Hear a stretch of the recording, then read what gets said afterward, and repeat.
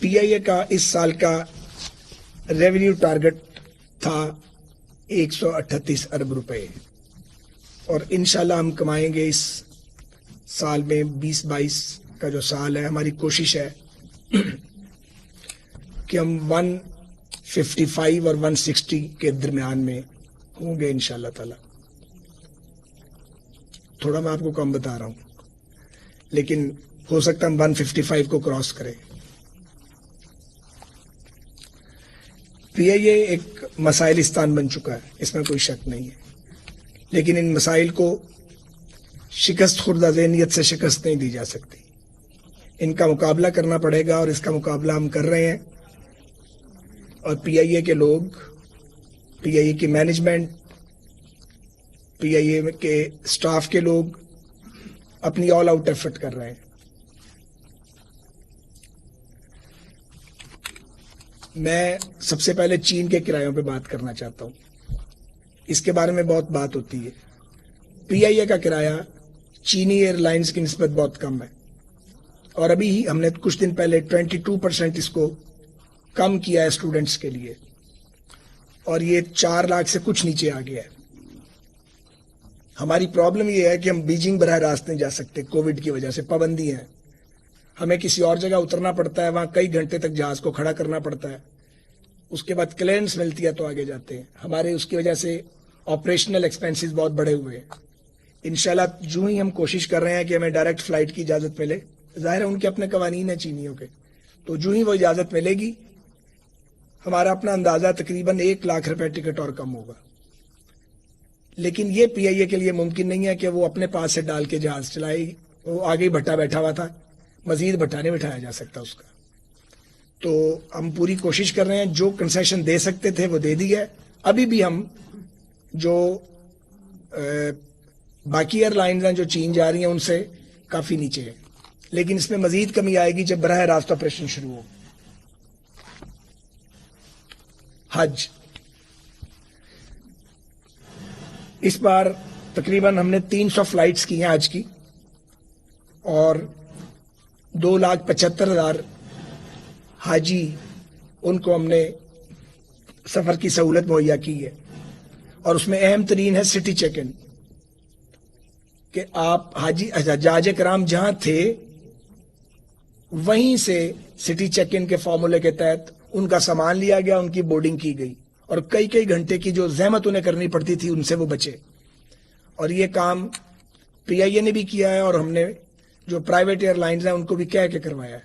حالانکہ ٹکٹیں پہلے بک چکی تھیں اور یہ ایڈیشنل کاسٹ تھی، لیکن یہ چونکہ برکت اور خیر کا کام تھا، اس بنیاد پہ الحمدللہ ہم نے کامیابی سے کیا، اور اس سے حجاج کو بہت سہولت ملی۔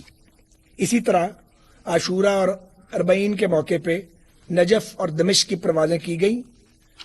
ان روٹس کو ہم مزید امپروو کرنے کی کوشش کر رہے ہیں۔ تقریباً 5,000 ہمارے مسافر تھے نجف اور دمشق کے لیے۔ میں یہ بھی بتانا چاہ رہا ہوں کہ پی آئی اے نے اس سمائی میں جو گزر گئی ہے 50 ارب روپے کے قریب ریونیو کمایا، جو الحمدللہ ماضی کے کسی بھی کوارٹر سے زیادہ ارننگ ہے۔ ہمارا ایک کمپلیکس ہے کراچی میں، پی ای سی کمپلیکس، جو زیادہ تر دفاعی خدمات سر انجام دیتا ہے۔ ہم کوشش کر رہے ہیں کہ یہ منسٹری آف ڈیفینس کو چلا جائے۔ اس کے لیے جو لیگل اور فائنینشیل ایشوز ہیں اس پہ کام کر رہے ہیں۔ اس سے تقریباً 65 کروڑ روپے سالانہ کی پی آئی اے کو سیونگ ہوگی، اور جہاں ان کا مقام ہے وہیں وہ پلیس ہو جائیں گے۔ انفراسٹرکچر کراچی اور لاہور میں بزنس کلاس لاؤنجز کی تزئین و آرائش کا کام ہم کر رہے ہیں۔ یہ اکتوبر، یہ اسی مہینے کے اینڈ تک انشاءاللہ مکمل ہو جائے گا۔ کراچی میں ایک جدید ترین سیمولیٹر آ چکا ہے A320 کے لیے۔ پہلے پائلٹس کو باہر بھیجنا پڑتا تھا اور فورن ایکسچینج خرچ ہوتا تھا۔ اس سے تقریباً 25 کروڑ روپے سالانہ پی آئی اے کا بچے گا اس سیمولیٹر کے آنے سے، جو ہماری ایکسپینس باہر جانے پہ اور ٹریننگ پہ لگ رہے تھے۔ اس کے علاوہ جہاں تک تعلق ہے پی آئی اے کے فلیٹ کا، تو میں آپ کو بتانا چاہ رہا ہوں کہ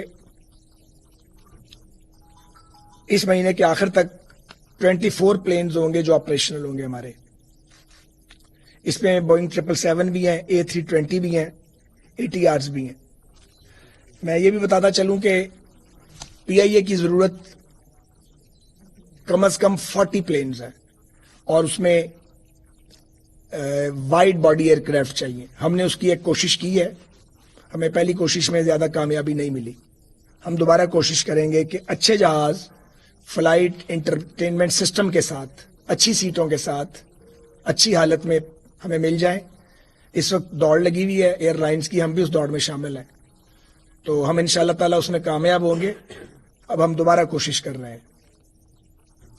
تو یہ جو ایاٹا نے پلان دیا تھا, بزنس پلان, وہ یہ ہے کہ 40 پلینز آپ کے پاس ہونے چاہیے تو آپ وائبل ہو جائیں گے.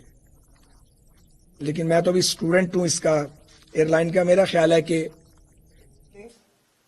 ملک میں سیاسی استحکام رہے, پالیسیوں کا تسلسل رہے.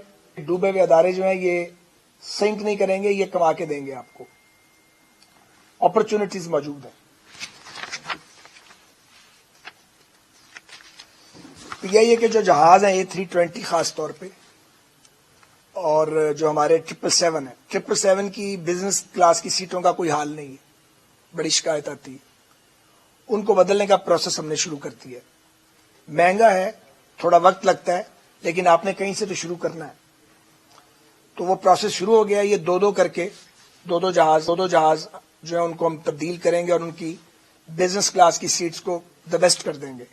اور جو اکانومی کلاس کی سیٹس ہیں وہ ہم لوکلی ٹھیک کر سکتے ہیں, یہ ہماری کیپیسٹی ہے, ان کو ہم لوکلی ٹھیک کریں گے.